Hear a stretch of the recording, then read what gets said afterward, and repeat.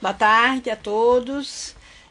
Agradeço o convite aí, pessoal, para estar aqui novamente com vocês. E é um prazer estar conversando sobre esse assunto. Animais peçonhentos. Dos animais peçonhentos, vocês podem estar vendo aqui na tela, nós temos as serpentes aí de espécies diferentes, gêneros diferentes, as lagartas, as aranhas, os escorpiões, a abelha e água-viva. Mas, na verdade, a gente vai ficar aí com o foco hoje das serpentes, aranhas, lagartas e escorpiões. Nós vamos começar falando, então, dos lepidópteros. Os lepidópteros são as lagartas e o foco que a gente quer é o acidente hilonômico. Então, nós temos aí 4 famílias de importância médica responsáveis aí por acidentes na área médica. Os lepidópteros são as borboletas e mariposas, mas o nosso foco são as lagartas. As lagartas são insetos em estágio larval da mariposa e da borboleta. As lagartas de borboleta são lisas, não tem nenhum problema para a saúde. Já as lagartas de mariposas podem ter cerdas em forma de pelo e cerdas em forma de espinhos. E aqui na tela vocês estão observando as fotos de lagartas com cerdas em forma de pelo. Então a nossa primeira proposta é, vamos identificar. O paciente encostou em lagartas e eu preciso identificar, essas lagartas são de pelos ou essas lagartas são de espinhos? As lagartas de todos, desde a antiguidade, nós sabemos que encostar em lagarta queima, dói, né? Mas nós temos entre as lagartas hoje uma que causa um envenenamento mais severo que uma picada de jararaca. Então nós precisamos diferenciar essa lagarta, que é a alonômia. Então todas as lagartas de pelo, elas queimam. Então o tratamento é só o alívio da dor. Só o alívio da dor. Então a alonômia pertence ao grupo das lagartas com espinhos. Pinheirinho, espinhos. E nós temos que diferenciar aqui a alonômia, que está no centro aqui da tela. Então aqui aparece bem algumas lagartas de gênero de... Então aqui eu tenho a Ilésia, eu tenho a Altomeris, Dírfia, né? Aqui aparece bem a Altomeris, que é muito comum o contato com essa lagarta toda verde. As cerdas em forma de pinheirinho, todos também, mesmo os pinheirinhos da mesma cor do corpo, com uma lista marrom, com uma lista branca na lateral. Aqui eu vejo outra Altomeris que tem o corpo marrom e os pinheirinhos na forma amarelada, assim, e os cerdas em forma de pinheirinho amarelada. Aqui outro tipo de Altomeris, aqui vou passando rapidinho. Aqui nós temos a Ilésia. A Ilésia, ela tem aqui essas antenas grandes, uma capa mais endurecida na ponta aqui do corpo. Nós vamos falar mais um pouco da Ilésia daqui a pouquinho. A Ilésia é a única lagarta que na forma de mariposa pode causar a única mariposa que pode causar algum problema é a Ilésia. É desse gênero. Ela aqui no abdômen, ela tem muitas cerdas, libera aí as cerdas e vai causar no paciente esse quadro que vocês estão vendo aí na foto, uma dermatite papopuriginosa que traz muito prurido, né? E o tratamento, só o antihistamínico não adianta, tem que usar corticoide por 5 a 10 dias, né? Então às vezes aí de 5 a 7 dias, para reverter esse quadro, né, essa dermatite. As mariposas, elas vivem só 8 dias, o papel delas é o acasalamento. Então elas procuram acasalar em árvores próximo da luz. Então é comum, às vezes, nas escolas, nos pátios das casas, próximo, né, à área. Então aí depois, de repente, aparece um monte de lagartas. É comum nessa época do ano.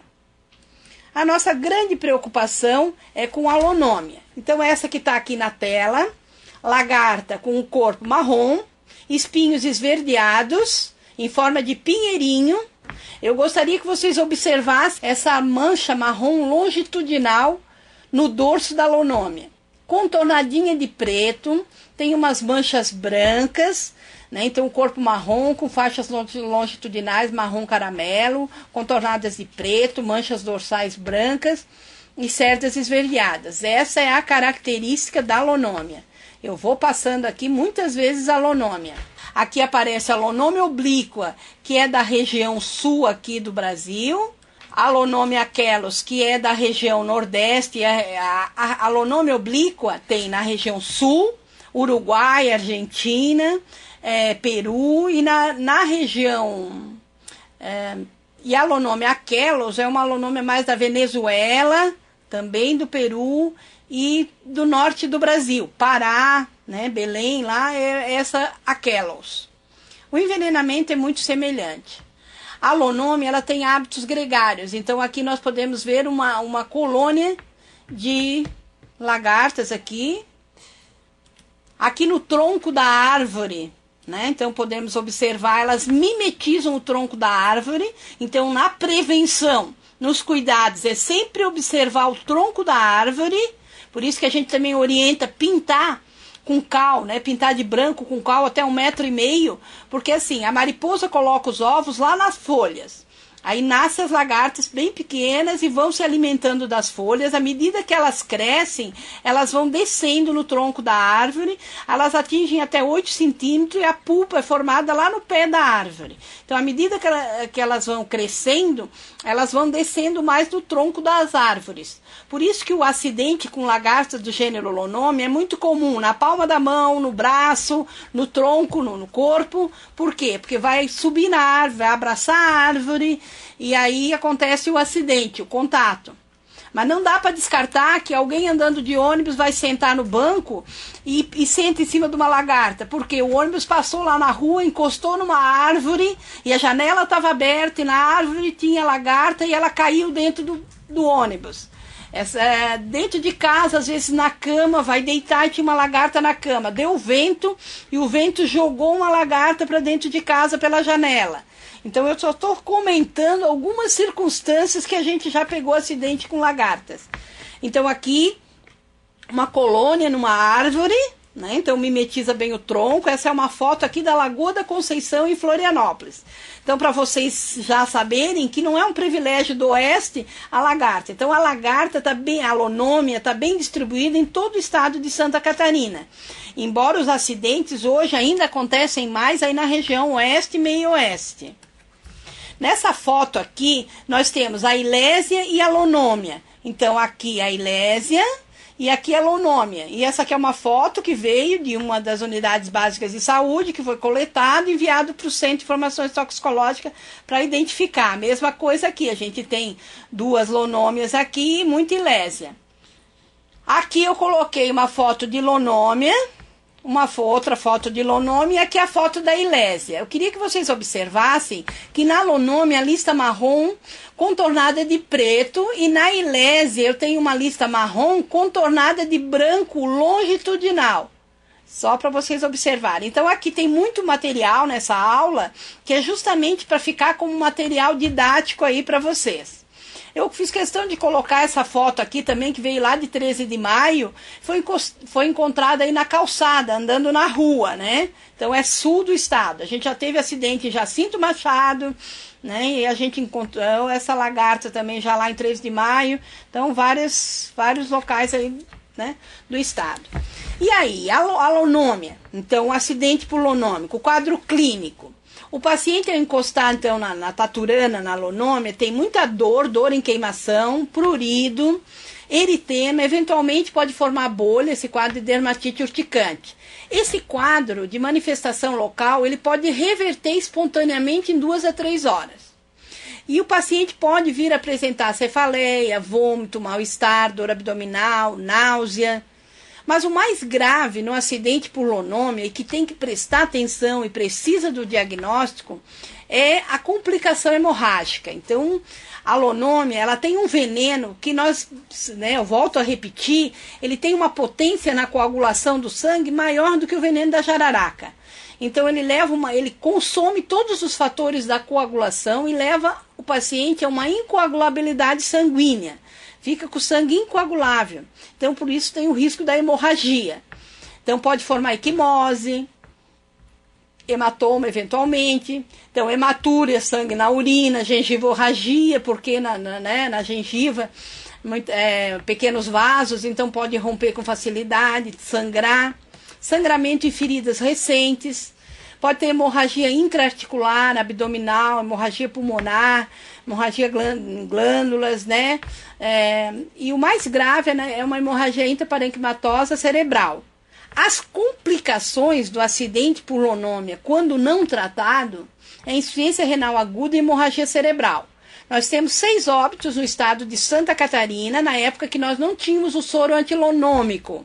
Então, mais ou menos uns 30 anos que nós temos acidentes em Santa Catarina. Nos primeiros anos não tinha soro antilonômico e os pacientes evoluíam a óbito. Hoje, os óbitos só acontecem com aqueles pacientes que vão muito tarde buscar assistência. Então, aqui os pacientes aqui são fotos de antigamente, né? Aqui tem uma dermatite, o paciente estava com sangue coagulado, encostou num monte de lagartas.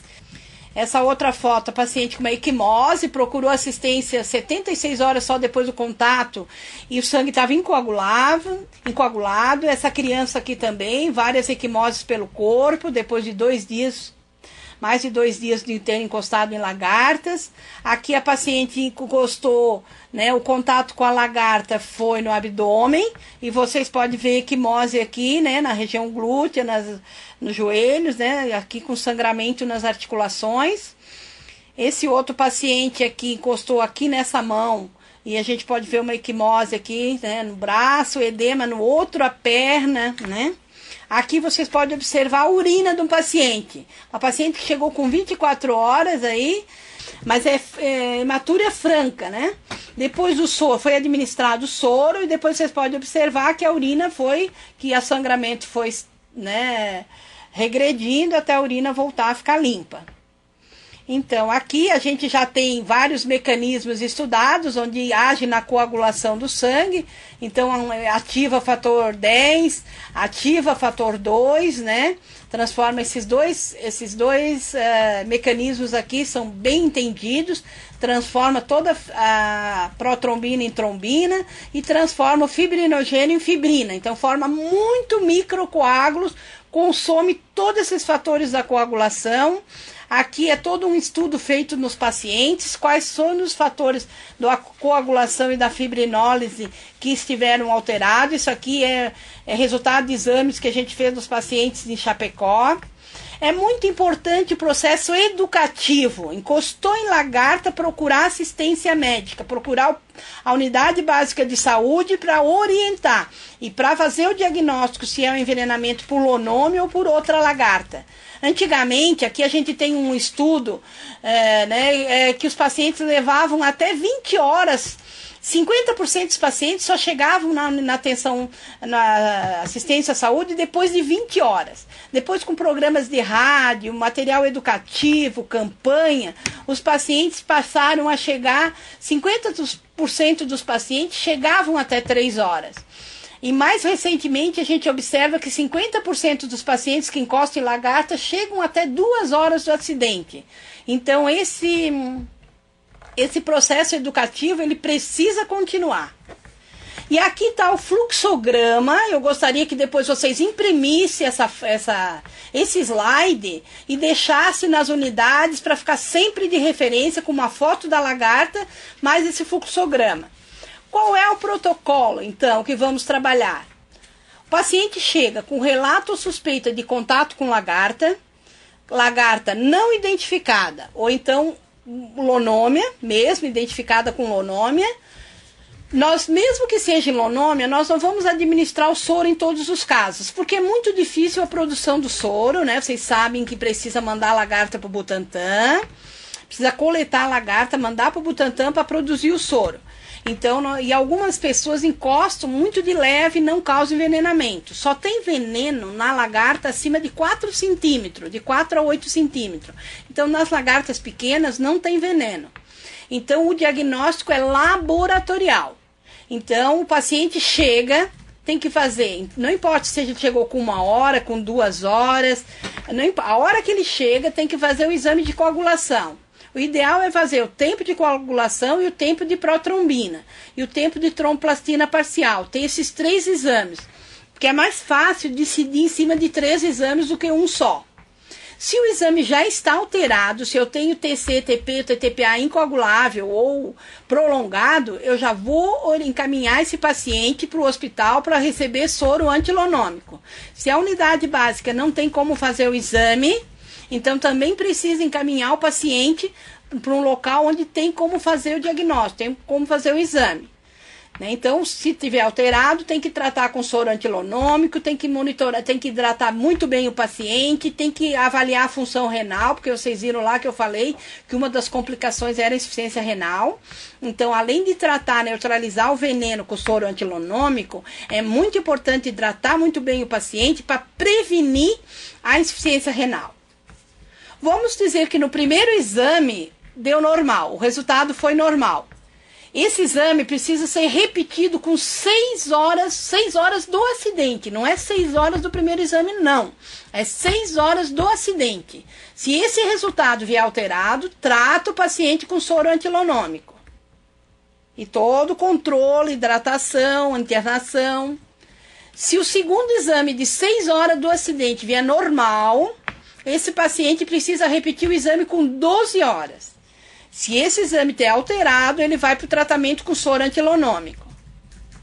Se o paciente, no exame de 12 horas, for normal, a coagulação estiver 100% normal, o paciente está bem, liberar esse paciente, liberar o paciente, que pode ser uma lagarta. Se ele não trouxe a lagarta e não identificou, pode ser uma lagarta que não seja lonômia. Ou se for a lonômia, não encostou direito, ou é uma lonômia pequena. Então, é importante esse fluxograma para o diagnóstico. Às vezes, o paciente chega com 1 hora do acidente ou 2 horas e ainda está normal a coagulação. Mas essa virada da coagulação, ela ocorre, às vezes, dentro de 1 hora. Então, nas primeiras 6 horas, é fundamental o diagnóstico. E por que a importância de repetir esses exames nesses intervalos? Se o paciente vai embora e demora para repetir os exames e ele volta depois com o sangue coagulado, ele tem uma grande chance de fazer insuficiência renal. E dar o soro antiveneno tardio não impede, às vezes, a complicação, a evolução para insuficiência renal ou hemorragia cerebral. Então, o soro antiveneno tem que ser precoce. Por isso, é muito importante esse rigor nesse protocolo dos horários de exame. Bom, mas aí o paciente encostou na lagarta às 4 da tarde, chegou no hospital às 6, fez o primeiro exame, deu normal, e ele vai repetir o outro exame às 10 da noite. Perfeito, o exame das 10 da noite deu normal, era o exame de 6 horas. O outro exame cai de madrugada, aí tudo bem. Aí o de 12 horas eu posso até jogar ele para de manhã, eu não preciso fazer de madrugada. Mas se é o exame de 6 horas que cai de madrugada, ele precisa ser feito. Porque esse exame de 6 horas, ele é mais ou menos um exame decisivo, sabe? Então, é muito importante essa avaliação. E aquela história de final de semana, exame de final de semana, né? Então, assim, aquela cidade, o bioquímico só fica até sexta-feira, não fica de noite. Então, essas coisas que tem que ser discutidas em relação à contratualização dos serviços, né? Será que o hospital fica aberto, a unidade básica fica aberta até 10 da noite para ter um serviço de emergência, mas o laboratório fecha às 5? Mas ele é o laboratório que é responsável pelos exames do SUS nessa região. Tudo isso é muito importante, que tem alguns exames que são de emergência e precisam estar disponíveis. Importantíssimo para a prevenção dos acidentes, observar bem os troncos das árvores, os galhos, se as folhas estão comidas, se tem muita folha caída, comida no chão, se tem fezes no chão com aspecto de semente de mamão, porque as lagartas, elas comem as folhas e é igual uma minhoca, elas transformam aí a folha em humus, em fezes, que é o que as lagartas também ajudam aí na questão do solo, da maciez, para ajudar na agricultura, Também pintar os troncos das árvores de branco com cal até mais ou menos 1,5 metro nos pomares de parques das casas também é importante. E também orientar e usar calça comprida, camisa de manga longa nas atividades rurais, que ajuda um pouco. Então, lonômia, lagartas, é mais ou menos isso. Então, lagartas de pelo, não tem problema nenhum, é o alívio da dor, só. E lagartas de espinho, nós temos que identificar se é alonômia. Se não conseguimos identificar, então é muito importante seguir esse fluxograma para o diagnóstico laboratorial, se tem alteração ou não da coagulação, e aí nós temos um soro antiveneno específico, que é o soro antilonômico. Depois vocês podem anotar aí algumas perguntas, e agora a gente já vai entrando, né, nos acidentes por escorpião.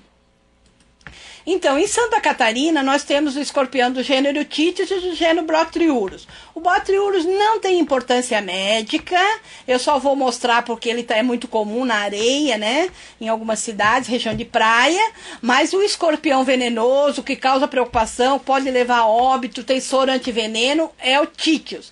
É o gênero Titius. E aqui em Santa Catarina nós temos o Titius cerulatus, o Titius baiense e o constatus. Então, de maior importância toxicológica de veneno é o escorpião amarelo, é o Titius cerulatus. Esse do baiense e do constatus não temos nenhum registro de óbito e o veneno é leve. Já o constatus a gente sabe que leva ao óbito. Cerulatus, né? O cerulatus, que pode levar ao óbito. Então, aqui, os dois importantes, né? Aqui trazendo importância médica o gênero Titius. Só colocando para diferenciar o gênero Titius, aqui aparece na cauda a espícula do tensilon, aqui a bolsa do veneno, né? Dois ferrõezinhos, um pequeno e um grande. Já no Botriurus, sem importância médica, só tem um ferrão. Então, é muito prático para diferenciar. Nessa outra foto dá para ver melhor o gênero Titius e o Botriurus aqui. Então, pela cauda, é muito simples de diferenciar. Aqui dá para ver também a serrilha, né? Deve ser um cerulatus. Aqui, né? O gênero Botriurus e o gênero Titius. Estou passando rapidinho. Então, aqui também as garras do Botriurus são gordas, né? Fortes, enquanto que do gênero Titius, as garras bem magrinhas. Aqui é o amarelo, o cerulatus, né, e o Botriurus. Então, aqui a diferença, então, o Botriurus não tem importância médica, é um brilhoso, escuro. Eu vou deixar todo esse material para vocês, vou passar rapidinho. Aqui também tem toda a morfologia do escorpião, a gente não vai ficar discutindo aqui pelo fato de falta de tempo mesmo. Importante saber que os escorpiões são carnívoros, comem baratas e outros insetos. São mais ativos durante os meses quentes, com hábitos noturnos, esconde-se durante o dia sobre pedras, troncos, entulhos, telhas ou tijolos. Predadores, então mamíferos, aves, aranhas, lacraias e o próprio escorpião. Então não temos que preservar esses predadores do escorpião, muito importante. Então a aranha aí também, né, predadora do escorpião. O Titius cerulatus, ele tem uma característica aqui importante, a reprodução dele é por partenogênese, isso significa que apenas a fêmea, por si só, já pode, né, apenas a fêmea dessa espécie já pode reproduzir, né, então esse nome partenogênese significa que ela tem a capacidade de se reproduzir sem a presença do macho, o que facilita muito a dispersão, né, desses escorpiões na natureza e a adaptação em qualquer lugar, né. Os escorpiões injetam veneno para paralisar, né, a vítima. Então, é importante saber aqui, né, a questão dos alimentos, da escassez de alimentos, né, eles saem para procurar os alimentos em outros lugares, né, então é importante prestar atenção aí, né, abrigo de residência, terrenos baldios, áreas em construção que sempre tem entulho, né, tijolo, e a questão de acúmulo de lixo, né, então essas questões todas, então a gente sabe assim que onde tem lixo, traz barata atrai os escorpiões, né. Quem são as pessoas que são mais expostas a acidente com escorpiões? Quem atua em construção civil, crianças, dona de casa, trabalhadores com madeira, transportadoras, né? Então, esses animais, eles escondem-se da claridade em tubulações, calçados, né? Então, por isso que é importante bater sempre os calçados, né? Bota, sapato. Esconde-se em armários, gavetas, panos, toalhas, área de serviço, banheiro, cemitério. Vou mostrar aqui algumas coisas para vocês. Então aqui a gente tem detalhes do gênero Títios, é o escorpião amarelo, é o mais grave, a gente tem registro de óbito, né? E aqui tem a distribuição geográfica, então hoje ele já está aqui no sul também. Aqui o escorpião amarelo, né? O Cerulatus, as duas espículazinhas aqui. Então aqui também nós temos o baiensis, que é o marrom, né? Também é muito comum em troncos de árvores, né? Troncos escuros, às vezes tem um buraco no tronco da árvore e eles entram, né? Não possui essa serrilha, né? O tamanho mais ou menos de 7 centímetros também. E a distribuição bem comum em Santa Catarina. E esse é o gênero Títios. O baiense, essa espécie baiense, não tem acidentes mais severos, os acidentes são mais leves. Muito comum aí naquela região de Joaçaba, região da Serra.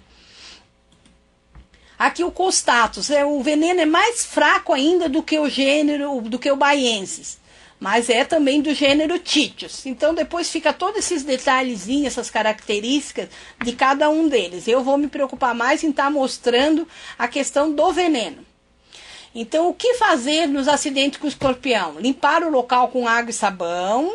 Procurar sempre lavar com água e sabão vale para qualquer acidente por animal peçonhento, pela lagarta, cobra, aranha, escorpião, né? Sempre lavar com água e sabão é uma medida recomendada como primeiro socorro para todos.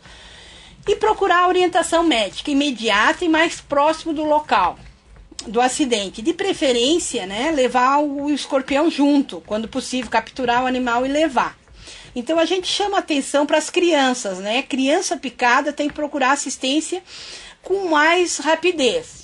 A aplicação do soro, caso necessário, é feita, né, em ambiente hospitalar, né? Então o soro antiescorpiônico ou soro antiaracnítico, então de preferência o soro antiescorpiônico.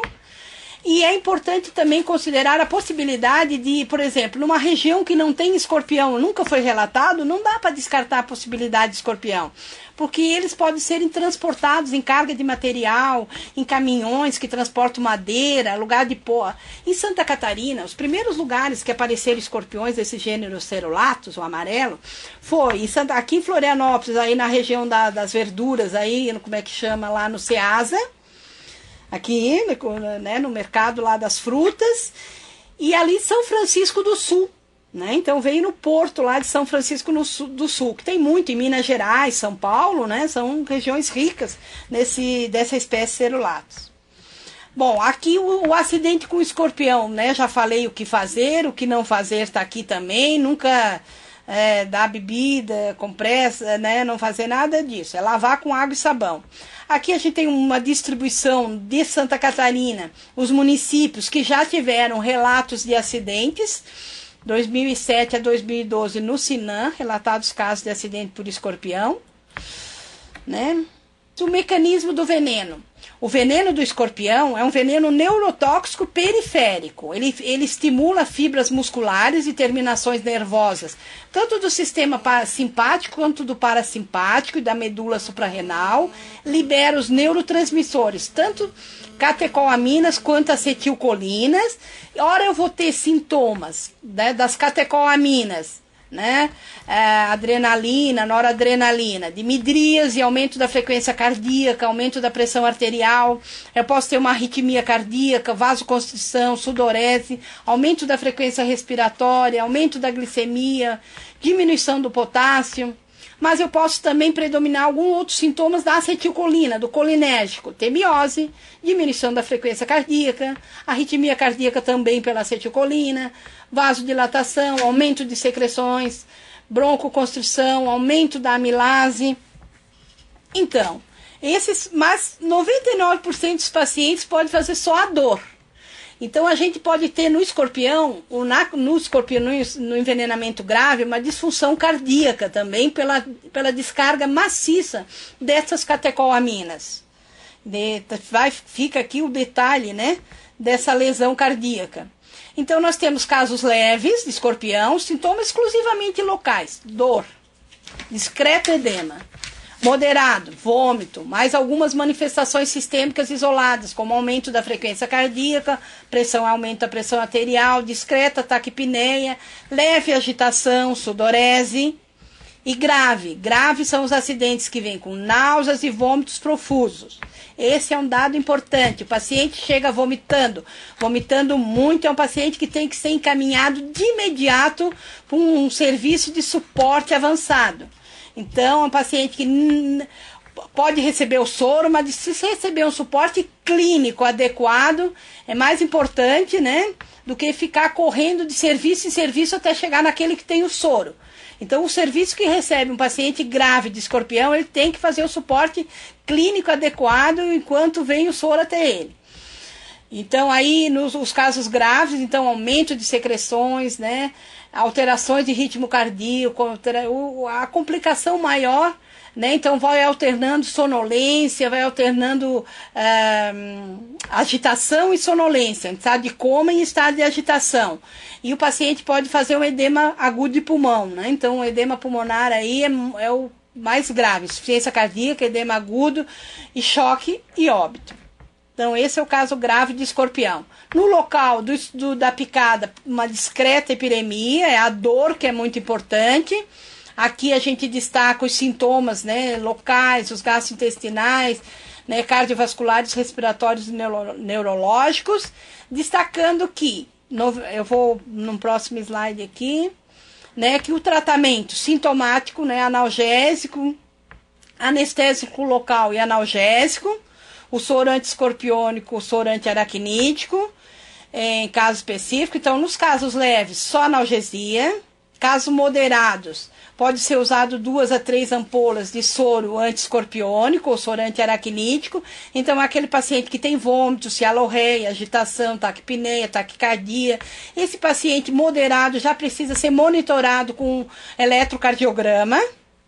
E os casos graves, então já além dos sintomas locais de dor intensa, vômito, é vômito profuso, né? Pode estar com quadro de prostração, de agitação, pode ter convulsão, bradicardia, insuficiência cardíaca e edema agudo do pulmão. Aí em torno de 4 a 6 ampolas de soro anti-aracnídeo e suporte avançado, né? No serviço de suporte avançado. A letalidade está nas crianças. Então, crianças abaixo de 7 anos, maior risco de evoluir a óbito, de fazer o quadro de edema agudo pulmonar, insuficiência cardíaca. E aqui nós temos um fluxograma, vai ficar, são coisas que vocês, alguns slides específicos, vocês podem estar imprimindo para botar aí nos esquemas de orientação. Então, os sintomas do quadro leve, como tratar, o moderado, como tratar, o caso grave, como tratar. Né? Então, o caso moderado e grave sempre tem que ser encaminhado. Então, o paciente pode ficar, um detalhe importante aqui, paciente leve, quanto tempo ele tem que ficar em observação? Alivia a dor e observa por 4 a 6 horas. O caso grave de escorpião, ele se define nas primeiras 4 a 6 horas. Se em 4 a 6 horas aliviou a dor do paciente e ele está bem, pode mandar embora que não vai fazer quadro moderado e grave. Detalhe importante, escorpião, aliviou a dor, não tem sintomas gerais, está bem, em 6 horas pode mandar embora. Então, esse é um detalhe muito importante. Aí nós temos aqui toda uma orientação da questão do controle, né? O uso para diminuir o risco da picada por escorpião. E como o acidente por escorpião, né? Eu posso ter um acidente grave, a responsabilidade da busca ativa, do manejo ambiental, é uma responsabilidade aí do órgão municipal.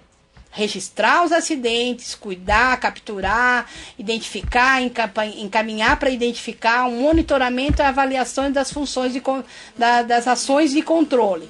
Então aqui bem detalhado, destacando que para fazer busca ativa tem que ter roupa, bota adequada, pinça, vocês estão observando aí as pessoas coletando, um tubo de boca larga, para armazenar tem a caixa de isopor, tem a caixa de vidro, tem aqui essas coisas, tipo aquelas caixas de ovo, né?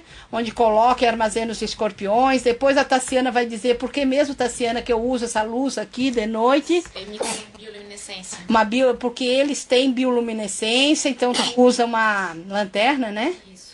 que dá, então, ó, isso aqui é o escorpião. Então, de noite é fácil de coletar, porque é fácil de visualizar, porque faz parte, né, deles mesmo, essa bioluminescência. Aí tem os detalhes aqui dos ambientes interno e externo. Olha aqui o cemitério aqui em cima, né? Que é um local que eles ficam bem escondidinhos, é bem comum, entulho. Aqui o pessoal coletando. Então, por que não usar controle químico? Veneno nem para aranha, nem para lagarta, nem para escorpião. Tem muitos estudos mostrando o veneno só consegue dispersar esses bichos, mandar eles para outro lugar. Né? Então não, o veneno não vai atingir, ele se esconde, né, nos buraquinhos, frestas, buracos, o veneno não chega e não, o veneno só dispersa, não é para usar veneno, é a coleta mesmo, é a captura. Então todos os detalhes estão aqui nos slides depois para vocês. O detalhe importante da prevenção, examinar as roupas, inclusive de cama, calçados, toalha de banho, de rosto, pano de chão, tapete antes de usar. Usar luva de raspa de couro, pessoal que trabalha na construção civil, né? No transporte de lenha, madeira em geral, ter esse cuidado. Vale também para as aranhas, vale também para as cobras, usar essas luvas firmes, né? Cuidar com os berços e camas afastados da parede, vale para as aranhas também, né? Evitar que mosquiteiros e roupas, né, de cama esbarrem no chão. Acondicionamento adequado do lixo para não atrair insetos, né, que são alimento dos escorpiões. Tomar cuidado, né, especial nos lugares escuros e úmidos, com a presença de barata. Preservar os inimigos naturais que comem escorpiões, como sapo, galinha, lagartos, gansos, corujas. Importante aqui as ações de controle, onde fazer, como fazer, intervalo, né? Como é que você faz essa avaliação nas áreas de risco? Né? Por meio de notificação de acidente, demanda espontânea da população, identificar as áreas que são prioritárias, os municípios aqui já têm relato de acidente, relato de escorpião, né? Aí tem todo o detalhamento aqui de como fazer esse processo. Né, como proceder na busca ativa. Então, já coloquei lá atrás a necessidade de usar os equipamentos de proteção, né, a luva, o profissional ter algum treinamento, ter todos os cuidados aí, né, e aqui a busca ativa dando, né, tanto na área interna quanto na área externa, né? Na área interna, o assoalho, rodapé, ralo de cozinha, banheiro, área de serviço, fresta, vão de parede, batente de porta, caixa e ponto de energia, sistema de refrigeração de ar, vigas e telhados, porões, móveis, cortina, roupa, sapato, né? Até então, tudo que você pode imaginar, o que eu olho dentro de uma casa, dentro de uma área interna. E aqui, o que eu olho dentro da área externa? Onde é que eu vou olhar? Quais os locais? Pilha de tijolos, pilha de bloco de cimento, entulho, amontoado de madeira, placas de concreto, lixo domiciliar, tronco de galho de árvores caídos, né? Objetos descartados, garrafas empilhadas, frestas, vão de muros, tanque, né, fornos de barro, galpões, depósitos, viveiro de mudas e plantas, caixa de gordura, canalização de água, né, de esgoto, de energia. Então tem que verificar atentamente, né, muitos detalhes. Então tá tudo aqui bem detalhado, né? A medida, o que fazer para controlar a ocorrência do escorpião. Então a gente já veio detalhando, né? E aqui eu estou reforçando, trazendo novamente os detalhes com mais riqueza, com mais propriedade, né? Observação de áreas rurais, né? Também aqui observar a questão dos hábitos dos escorpiões, né? O deslocamento deles.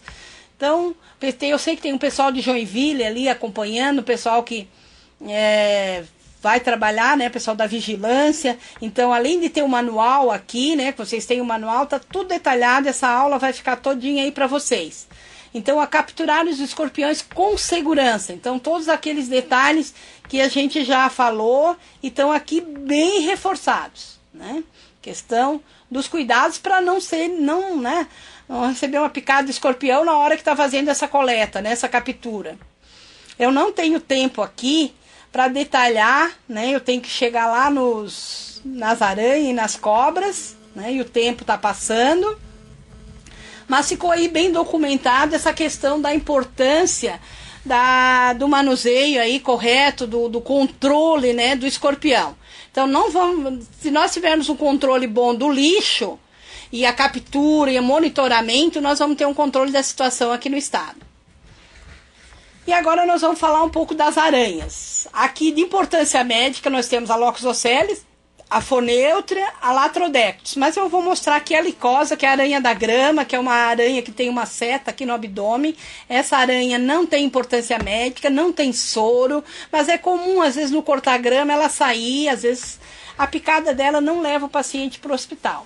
Latrodectus nós não temos em Santa Catarina, não temos soros no Brasil, embora a literatura diga que tem no nosso estado, nunca ninguém coletou e nunca ninguém trouxe para o sítio uma aranha Latrodectus.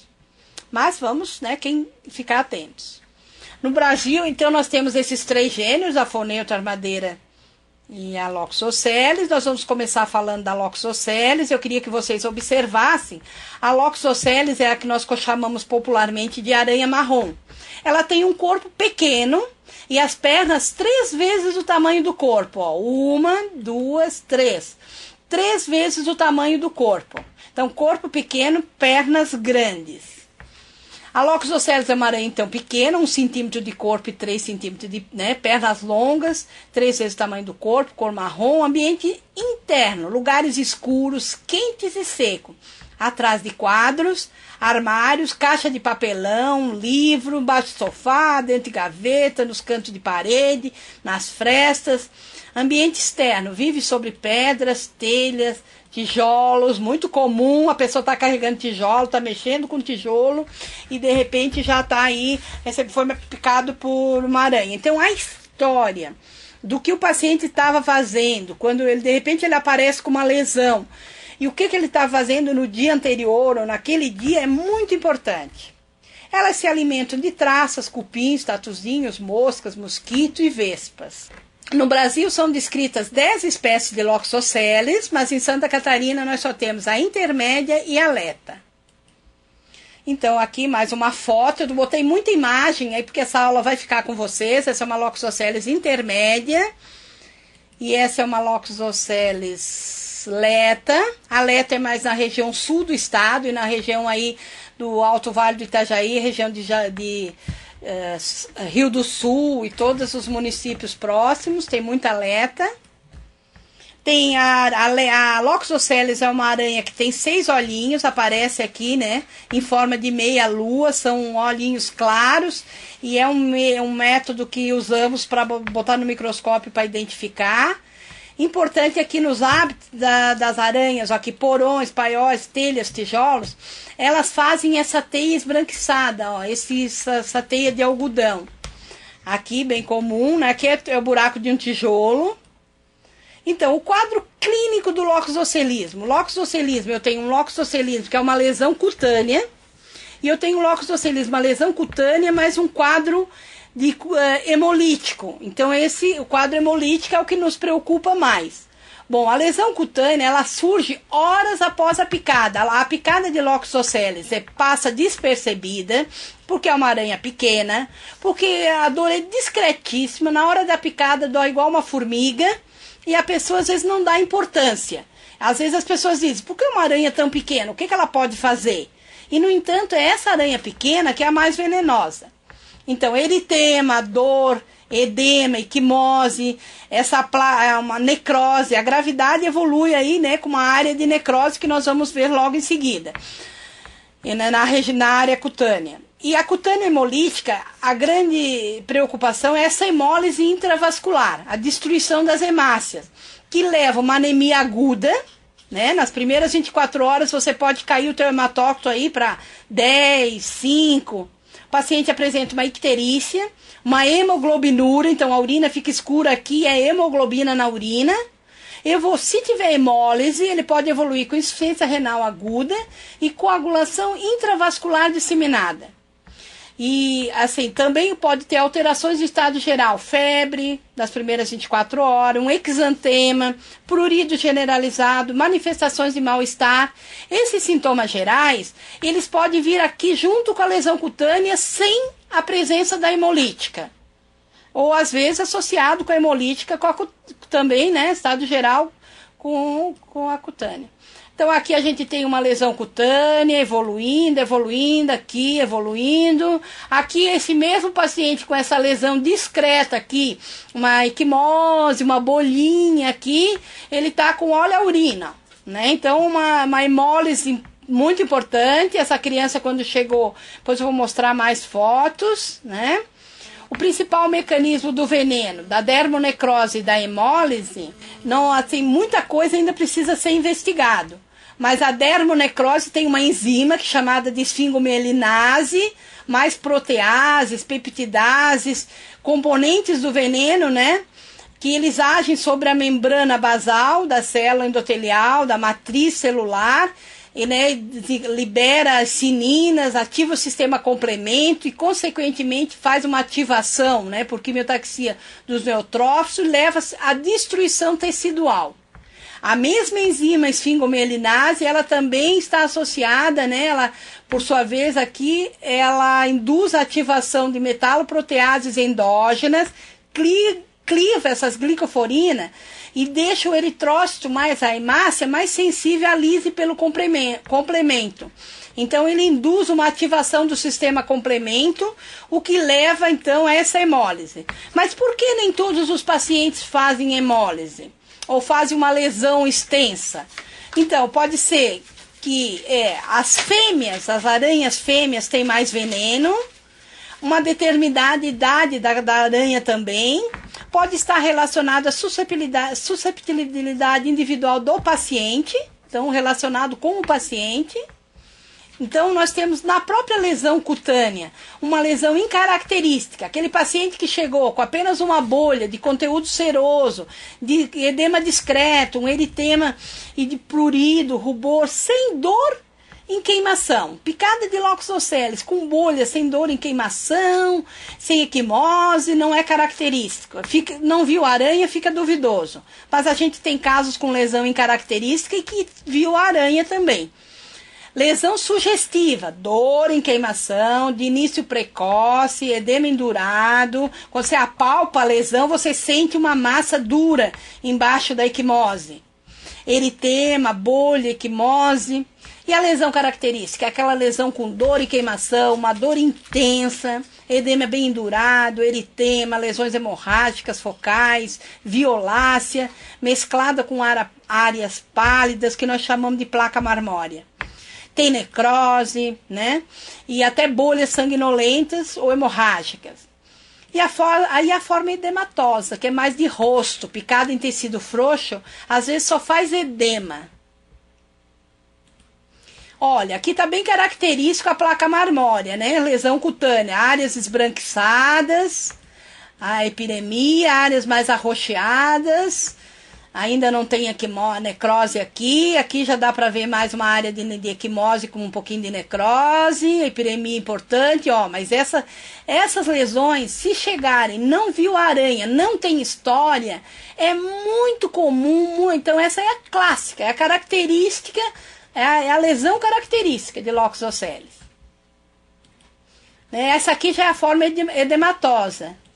Aqui também é a característica. Aqui também lesão característica, já com necrose. Aqui aquele menino que foi evoluindo. É o mesmo paciente. Depois vocês podem olhar com muita calma. Tá tudo aí. Depois aqui já é o enxerto. Então, aqui outra característica da lesão. Essa aqui também é uma picada importante nas costas. Também evoluiu com hemólise, mas recuperou, né? Aqui também. Aqui, olha aqui a cor da urina. Então, vamos andando aqui, que senão o tempo não dá. Estou correndo, mas aqui é uma lesão no pescoço. Aqui a classificação dos casos. Aqui o tratamento. Então, o tratamento tem soro e tem corticoide. Mas nós estamos com falta de soro atualmente por conta da reforma do Butantan, reforma dos institutos produtores, nós estamos com falta de soro.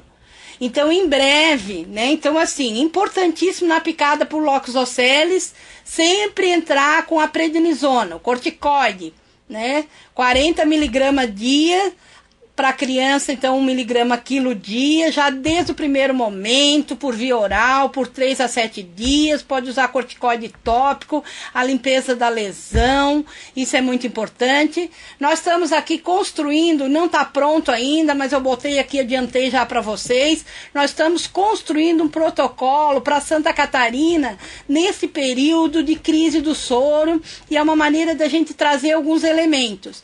Então, casos leves, moderados, graves, grave só cutâneo, grave cutâneo hemolítico, né?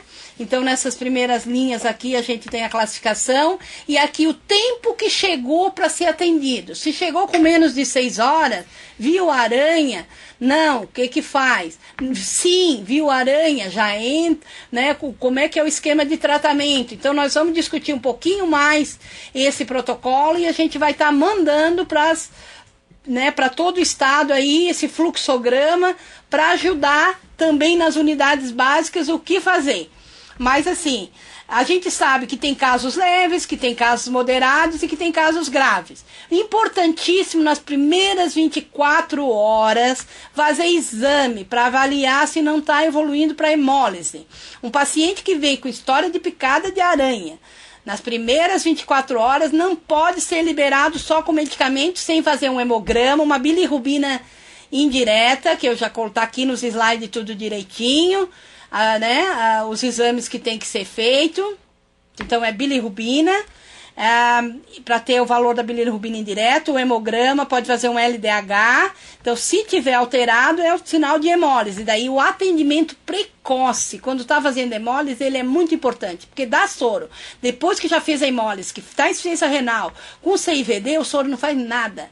Então, o soro tem que ser precoce, tem que detectar essa gravidade precoce.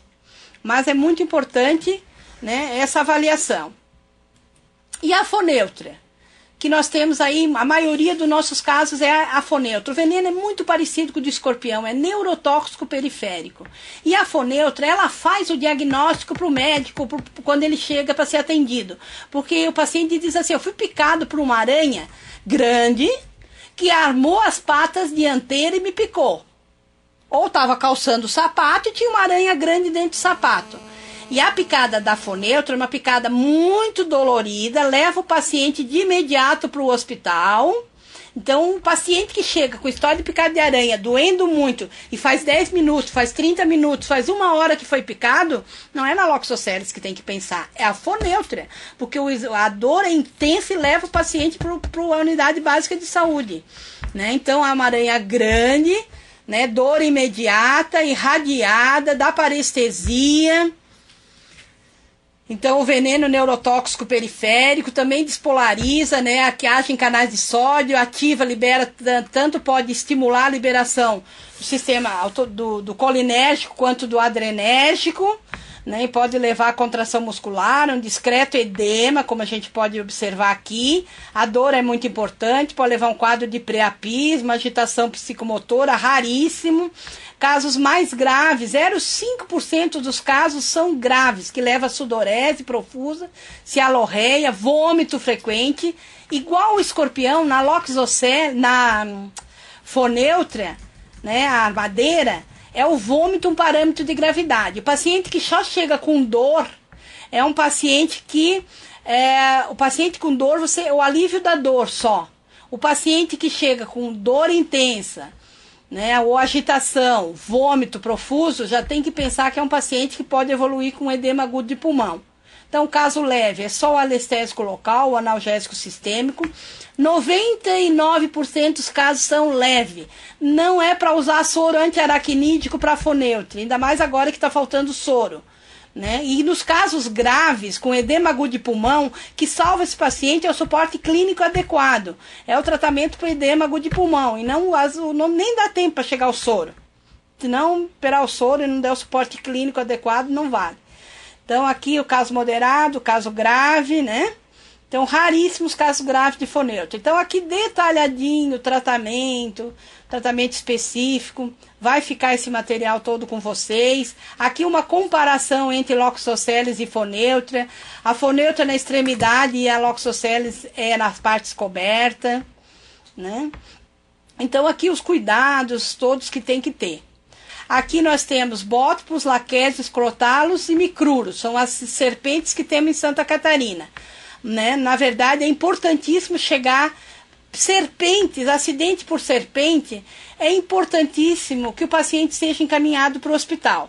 Porque precisa fazer exame, precisa tomar o soro antiveneno. A não ser que o paciente chegue e você identifica que a cobra não é peçonhenta, chegue na unidade, você identifica que a cobra não é peçonhenta, e aí tem que avaliar a profilaxia do tétano, lavar bem o local, e aí pode mandar embora o paciente. Então aqui tem um esquema direitinho, como identificar uma peçonhenta da não peçonhenta. Então, se não tem fosseta loreal, esse buraquinho aqui na cabeça, e não é uma cobra colorida, é uma não peçonhenta. Eu botei aqui nos slides algumas não peçonhentas também. Então, aqui tem a fosseta loreal, né? Aqui a boca da cobra tem as presas, né? As cobras peçonhentas. Por isso, no paciente, a gente sempre olha 2 marcas de picada, porque tem as presas, né? Então aqui a jararacuçu, a bótopos, né? A jararaca e a jararacuçu. Aqui a jararacuçu é mais escura, a jararaca é mais clara. Elas têm esse desenho em forma de V. 99% dos nossos acidentes são bótopos. E bótopos o veneno tem essa ação inflamatória aguda local, coagulante e hemorrágica. Então o paciente é um paciente que vai ter dor e edema, um processo inflamatório local. O paciente picado de cobra do gênero bótopos sempre vai ter dor e edema, a não ser que seja filhote, que a filhote de bótopos predomina a ação coagulante e não tem essa ação inflamatória local. Então o diagnóstico é por exame de laboratório. Então aqui é a questão, o paciente se demora para ser atendido, então pode aparecer bolha, necrose, abscesso, síndrome compartimental, né? O sangue pode, a ação inflamatória local e mais ação do veneno, que é uma ação coagulante, que leva à incoagulabilidade sanguínea, como na lonômia, e outros sintomas, como gengivorragia. Então o diagnóstico é clínico e laboratorial, mas aqui, ó, se não viu a cobra, ou suspeita de uma cobra não peçonhenta, como é que eu vou liberar o paciente? Se ele não tem clínica nenhuma, não vejo marca de picada, não tem dor, não tem edema, eu tenho que fazer exame de laboratório. Na admissão, se der normal, eu tenho que repetir 6 horas após o acidente. Nessas 6 horas que eu fico esperando, se ele chegou com 2 horas do acidente, faz o exame, deu normal, vai repetir 6 horas do acidente, 4 horas depois já tem que repetir o exame. Se os resultados vierem normais e qualquer ausência de edema e dor, pode liberar o paciente que é uma cobra não peçonhenta. Então, a segurança para liberar um paciente que chega com uma história de picada de cobra, sem clínica, é importante que você faça exames de laboratório. Então, aqui tem picada bem característico, a marca da picada, o edema, né? Os exames que tem que fazer, monitorar, exame de coagulação, a função renal, que é uma das complicações da bótopos, né, as complicações aqui, nunca dá antibiótico profilático, porque a infecção local acontece só em 10 a 20% dos pacientes. Aqui o número de ampolas, né, para caso leve 4 ampolas, caso moderado 8 e casos graves 12. Né, o cuidado local, lavar, dar analgésico, né, porque o soro não tira, o soro neutraliza veneno circulante, o soro não neutraliza a dor. Aqui gengivorragia, aqui tem algumas fotos, né, de casos de picada de cobra na extremidade. Eu quero mostrar a coral aqui só para vocês rapidinho. A coral, né, o veneno é uma cobra colorida. Então ela só pica se pisar em cima, ela não tem fosseta loreal. A coral só pica se pisar em cima. Então, ela tem que ficar um tempo grudada na pessoa para injetar o veneno. Se a pessoa sente a cobra grudar e já dá um chute, ela nem tem tempo de injetar o veneno. E o veneno da coral é só neurotóxico, né? Então, os sintomas é parestesia no local, mialgia, fraqueza muscular, pitose palpebral, dificuldade de acomodação visual, visão turva, diplopia, nisocoria, oftalmoplegia. O mais grave é a paralisia da musculatura torácica e insuficiência respiratória aguda. Isso que é preocupante. Aqui uma criança que foi picada por essa coral, encontraram a criança brincando com a coral e não viram marca nenhuma. Ficaram observando, mas que demoraram um pouquinho para chegar. A criança fez uma pitose importante, foi dado soro e no outro dia ela já estava super bem, né? Hoje, então, a gente tem um protocolo, aqui tem pitose palpebral, dá pra ver. Aqui no local da picada, nada, né? não faz nada no local da picada. O tratamento é soro antilapídico e suporte ventilatório. Vocês viram aqui que eu tenho a coral com veneno neurotóxico pré-sináptico e pós-sináptico. Então eu posso usar algum recurso farmacológico. Então hoje também está faltando soro antilapídico no país. Então a gente fez uma recomendação. Frente à redução do soro antilapídico, importantíssimo, o paciente chegar assintomático, manter o paciente em observação por 12 horas. Se em 12 horas não apresentar nenhum sintoma, liberar o paciente com tranquilidade. Importante a observação dessas 12 horas deve ser feita a nível hospitalar, com reavaliação criteriosa de 30 em 30 minutos, observando o aparecimento de fraqueza muscular, mialgia, pitose palpebral, visão turva, diplopia, dificuldade para deglutir, e frente a qualquer aparecimento desse sintoma, já entrar com soro antilapídico 5 ampolas. Se o paciente já chega com sintoma neurológico, então já tem algum desses sintomas, já tem que dar o soro antilapídico. É importantíssimo deixar esse paciente em local que tenha suporte de UTI.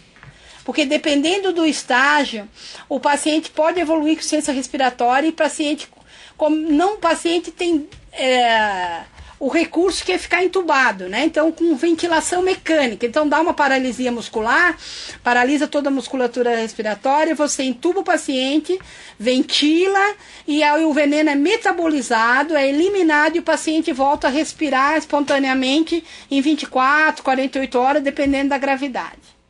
O clotálico quase nós não temos no estado, então o veneno é neurotóxico também, tem pitose palpebral, mas além de neurotóxico, ele é miotóxico, então a cascavel sempre vem com a urina escura, né? É mioglobina aqui, porque lesa o músculo, então eu nunca vou confundir coral com cascavel, porque a lesão da cascavel é grande, deixa a marca de picada. Em coral não tem exame de laboratório nenhum, já em cascavel eu faço a creatina quinase que vai lá em cima pela lesão muscular. Eu não tenho aqui, então é importante a gente ter, né, saber que em acidente por serpente, manter a vítima em repouso, evitar que ela corra ou ande, mas se ela estiver sozinha ela tem que buscar ajuda, vai caminhar mesmo. Lavar o local com água e sabão, dar bastante água para o paciente beber, levar a vítima para o hospital, né? Assim, da unidade básica já encaminhar para o hospital, né? Lá o que pode fazer é só lavar. Nunca fazer garrote ou torniquete, não furar, não cortar, não fazer sucção, não dar pinga, querosene, nenhum remédio caseiro, só água.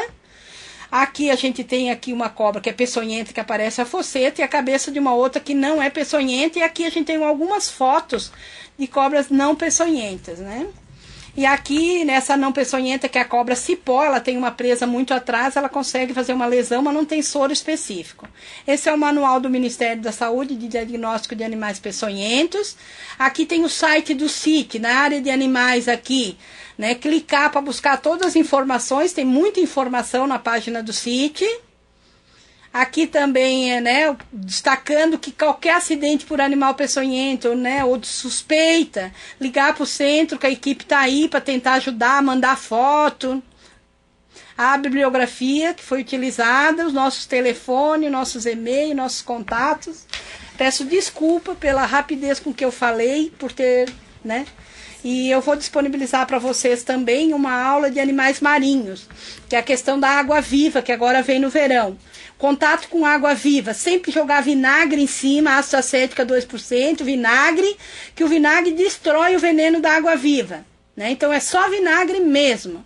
Joga em cima, né, deixa lá embebido com algodão um pouco, ou passa, derrama em cima.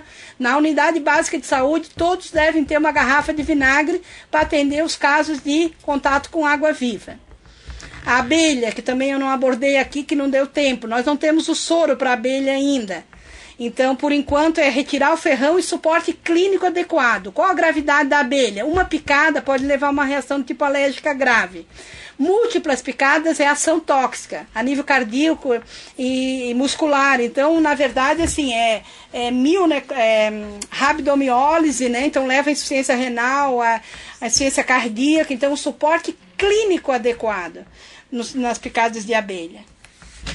Vou ficar agora para vocês me perguntarem aí um pouco. Então, uma pergunta que eu tenho aqui é de Indaial. Como a Ilésia ataca o homem? A Ilésia, enquanto mariposa, quando ela está voando, né, ela libera essas cerdas, ela não precisa encostar. Então, só o fato dela ficar voando, essas cerdas, se cair no corpo, já pode causar, então, essa dermatite de contato. A gente teve uma situação ali em Joinville, né, que há várias mariposas nas árvores de uma escola. Daí, mais de 50 crianças foram, né, apresentar esse quadro de dermatite papuriginosa e a gente pôde observar que as mariposas estavam lá colocando os ovos nessas árvores. Então, é assim, não precisa ter um contato direto. E às vezes elas deixam essas cerdas nas cortinas de pano. Às vezes quando você vai sacudir a cortina de pano, né, aí ela vem para cima do corpo. E a Ilésia, enquanto lagarta, você encosta na lagarta também, como encosta nas outras lagartas. Daí é o contato com as cerdas mesmo, né? Caso não tenha respondido, para quem perguntou aí, pode colocar aí que eu esclareço mais. Pessoal, também gostaria de deixar, né, claro que o Centro de Informações Toxicológicas, ele tem também a Tassiana, que está até aqui comigo, é a bióloga do centro, né? Recebemos aí em torno de 500 bichos por ano para identificar. Então, nessa parte dos animais peçonhentos. Então, às vezes a pessoa coleta em casa, traz para a unidade básica, ou mesmo, né, que chegou no hospital, aí na região, no município. Então, pode mandar para identificar. Daí é feito um laudo orientado sobre os riscos, material, né? Então, é importante, né, ter o pessoal saber que tem essa disponibilidade de ajudar aí na identificação dos animais peçonhentos. Parece que está surgindo aí uma outra espécie de escorpião no estado, né, Tassiana? O pessoal está avaliando em Balneário Camboriú, né? Balneário Camboriú, Porto Belo, né? Porto Belo.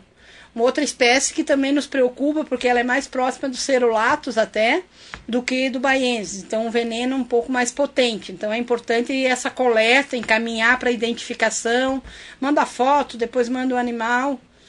Então, a gente sabe que escorpião é uma preocupação, né? Já temos em Blumenau, em Joinville, Itajaí, Biguaçu, né? Em vários municípios aí. Eu digo o cerulatus, né? O amarelo. Não, então, em relação às aulas administradas lá pela DIV, de animais peçonhentos, a gente disponibilizou todas. Então, eu vou reforçar, eu tenho todas guardadas. Eu vou reforçar, então, com a Ivana lá na DIV, na vigilância epidemiológica, para disponibilizar, sim. Não tem nenhum problema. Quanto mais, a gente só se preocupa, assim, quando tem foto, né, de paciente. Então, de resguardar aí as fotos, tá aberta nas páginas, né? Mas o conteúdo, sem problema. Bom, eu estou observando aqui na avaliação que apareceu aí avaliações, né, 2,38% de irregular. Então, eu gostaria de saber qual é a expectativa. Porque eu estou pegando. Essa aula de hoje é para atender tanto, né, agentes de saúde, em todos os, né, nível superior e nível médio. Então é difícil a gente, às vezes, fazer uma aula que eu muito pouco foco dei no tratamento, né? Mas coloquei ali na aula. Mas o conteúdo muito extenso, muito assunto para pouco tempo. Então, assim, eu gostaria de saber qual era a expectativa desse regular nessa aula, porque é um feedback para que numa próxima aula a gente possa melhorar, possa pedir um tempo maior, possa dividir o assunto. Pessoal, eu estou lendo aqui na tela, né? Eu agradeço aí os elogios, né, os parabéns, muito obrigada. Eu fico feliz que vocês tenham gostado da aula. E eu concordo com quem digitou aí que deveria ser um animal peçonhento por aula, né? É isso mesmo, o ideal seria um assunto por aula, para poder, né, tá detalhando bem na parte de mecanismo, a parte clínica, a parte de prevenção, o comportamento, podia fazer uma parte com o biólogo, outra parte com a gente na clínica, né? Então, mas tudo é uma construção. Essa foi uma primeira para sensibilizar e a gente aprende por repetição. Né? Nós vamos estudando, vamos aprender à medida que a gente dá. Quando a gente dá aula, também aprende. Né? Então, a construção com o Telesaúde, né? Essa parceria do CIT com o Telesaúde começamos esse ano, e o ano que vem, quem sabe, a gente constrói né?